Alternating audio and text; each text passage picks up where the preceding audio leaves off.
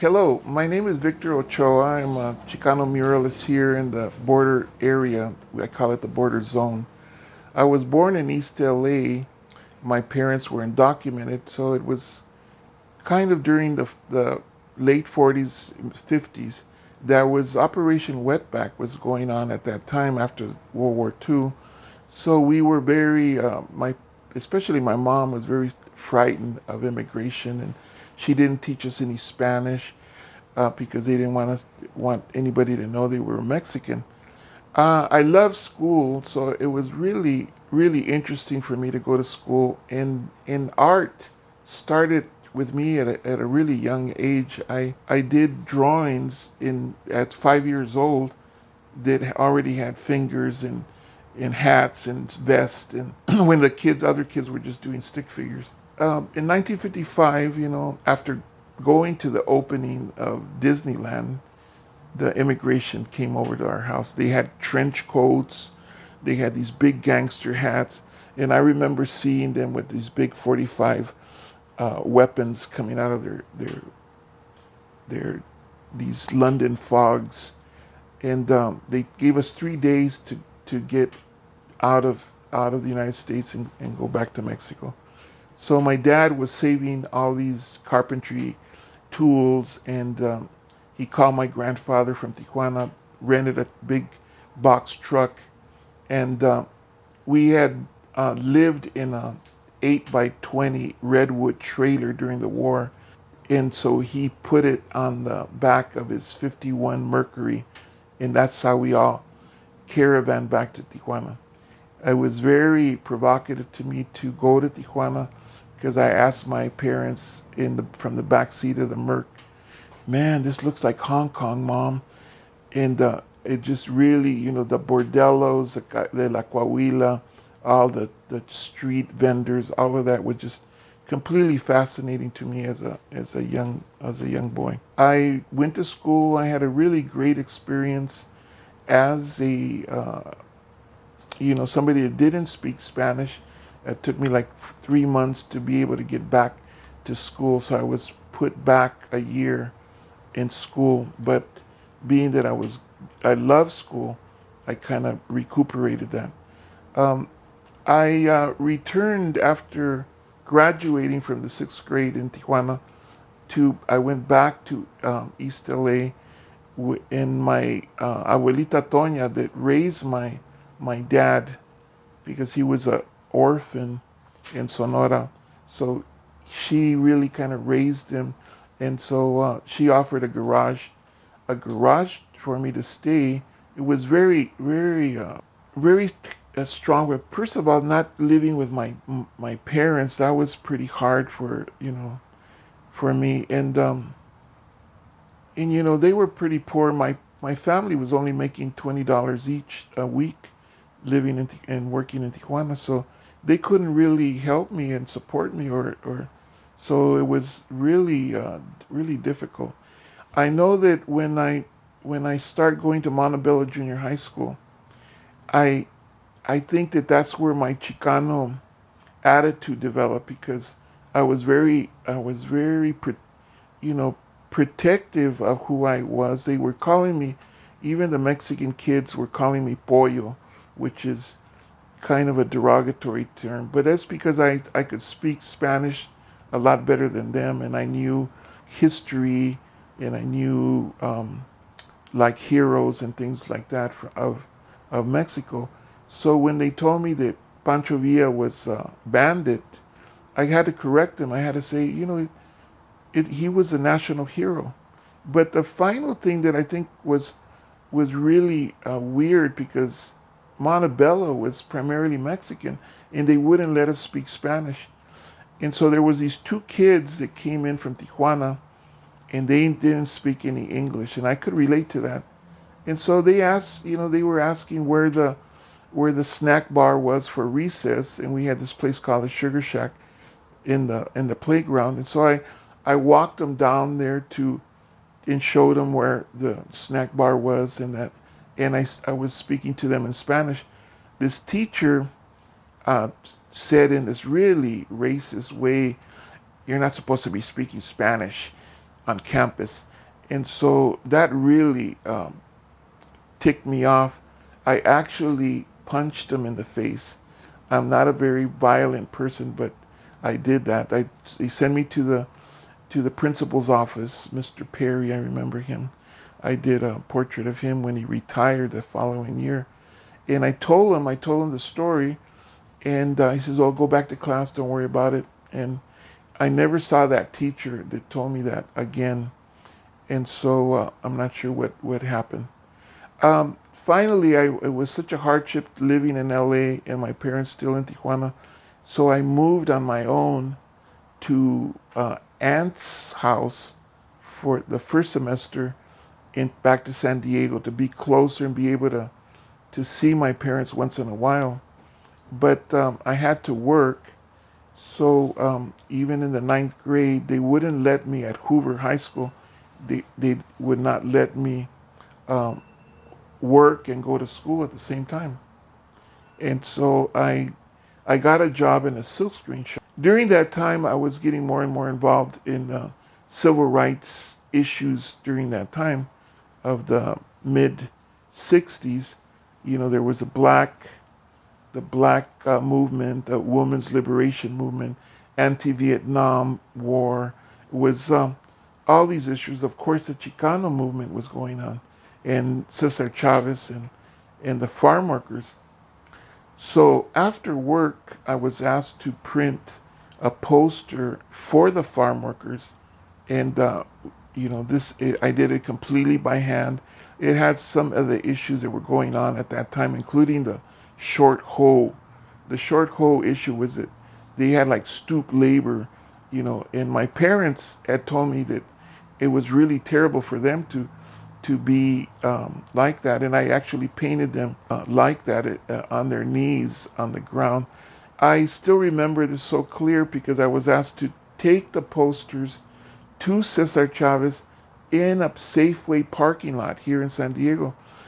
And I was kind of really nervous. I actually printed some extra bumper stickers. I got there on time. Like my mother always told me, be on time and do what you love to do, which are the two things that I always will remember my mother. And I saw Cesar Chavez, and I opened the package. I had 150 posters, and I showed him to it, and he loved them, and he patted me on the back, and he said, "Muy buen trabajo, joven," I think he said. I was very touched with it because, Cesar Chavez seemed to me like almost a Jesus-like person. It really, was really important to me to have experienced that. I had met him afterwards in other campaigns and that, but that was my first time and my first kind of direct graphics work to the movement. That was, really an important time for me. I went to City College, tried to work in visual arts as much as possible, never knowing what I wanted to do as a career. During the time I was at San Diego State, though, I got a Gestetner flyer from City College that said, "Hey, everybody, let's go down to Logan. They're trying to build a highway patrol station under the bridge." So as a student, I just popped into my, at that time, Volkswagen van, and went down to the park. And all of a sudden, there was like 200 people. They're mostly kids and mothers, and there were some bulldozers and things like that. They stopped the construction. They had, human chains around the bulldozers. We, I guess it was during those hippie times where I already had a sleeping bag in the car, and so we decided to stay there at the park till we took over the park. So there were some other señoras brought big pots of beans and rice, and I go, "Oh, I'm here. I can stay." So I stayed there for about 10 days. I was one of the ones that went to city council and argued with the mayor and that about the park. Our first murals had Chicano issues from the beginning, and the Chicano issues still remain the same. There's racism, immigration has always been an issue, and it's gotten worse. It seems like we had a bilingual education. We didn't know, you know, we weren't taught very much of our history, heroes or important people. I fortunately did know a little bit more than most Chicanos about, for instance, women's heroes. I came up with Sor Juana Inés de la Cruz, Josefina Ortiz de Dominguez, as that the other Chicanos didn't know. So we got a chance to paint those issues, knowing our indigenous rights, our heritage. In fact, I painted the first Chicano flag with the mestizo image on there. And so all of those issues were still part, and still today, I think they're still valid. I felt so fortunate that I was involved in the movement of all of those human rights movements. I felt like a surfer on a tsunami. It was like this giant wave of movements, the women's movement, the anti-war, all of those things, and that was so much energy for me. And I feel, that I really thank, in a lot of ways, immigration for booting me out. During that period, the artists, this is something really close to me because the artists were involved in all these different issues. And so we were almost simultaneously taking over the Centro Cultural de la Raza here in Balboa Park. Again, I'm very fortunate because we were very multidisciplinary. So I was, of course, a visual artist, but I worked with poets, photographers, dancers, actors, theater people.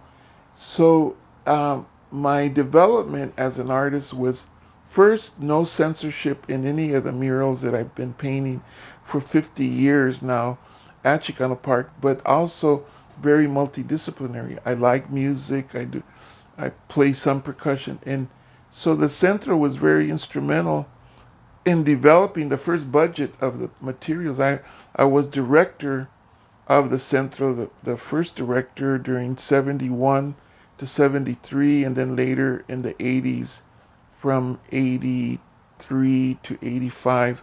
We purchased materials, and the first ramps that we painted with all of those issues, the Quetzalcoatl mural and the historical mural, were painted with budget of the Centro Cultural. Well, during the 70s, the height of the civil rights movements started dwindling, and it was a little slow. In fact, during that time, I worked with the Black Panthers. But one of the great things that happened in the mid 80s, 1984 to be exact, from the Centro Cultural, with help with David Avalos in particular, we started the Border Art Workshop, Taller de Arte Fronterizo. And that workshop was composed of artists from Tijuana, from Mexico City, black artists, Asian artists, white artists, all that were working on the issue of the border. So the dynamics of coming together on a regular basis, dialoguing on our exhibits, was really energizing to me. It was like going back to the early 70s. And I loved it. And we would argue, cry, and come up with some installations, some exhibitions that we were actually nominated to the Venice Biennale in 1993. But one of the pieces, the end of the line that we did, a performance piece, right at the end of the fence between Tijuana and San Diego, I developed these border stereotypes and actually did the costumes in a performance piece that we did right at the beach between Tijuana. We had audiences between both cities. These stereotypes still continue. I mean, like the maid, it's like women that cross the border. They're coming only to work in white households as maids. Although that's not true. We have they work in all kinds of different jobs. So the stereotypes, I did the costumes first. Actually, did the performance, and we did the Last Supper with corn given to all the audience. The issue of the border has been in my work in a lot of different ways. I've been continuously painting different things, and because the issues are continuous to be going on. In the most recent times, we've been working on the Anastasio Hernandez Rojas mural. And this mural is one of the largest ones at the park. I was invited by American Friends, organization here in San Diego, and I got a chance to meet the widow of Anastasio. During that time, I started an airbrush class at Grossman College. One of the pieces that we did, um, I I love this photograph of Maria Puga, the widow, and so I asked some of the students to come and get involved with the issue and do an interview with Maria at the park. And I noticed the emotions of my students, and I really love that because I think that that's what's developed into this mural that has a very almost a spiritual dimension to it, and it's dedicated now for the 10th anniversary of his murder. He was murdered by about 10 immigration agents at the border. They tased him after he was handcuffed, kicked him, and just beat him. The mural, we're hoping that we will finish it this year, being this pandemic is really made us stop, but we're hopeful that we will continue. I think that it's somewhat strange to actually thank immigration for kicking me and my family to Mexico, but I think my attitudes that still survive now at my age still prevail. My inferiority complex that a lot of Mexican people have in the United States is not there. I feel like I've surpassed that. My knowledge of Mexico, feeling like a Mexican. I feel like a Mexican in Mexico and a U.S. citizen in the United States. So I'm a citizen of both countries. All those issues that we've been battling continue to be part of my work currently, and it's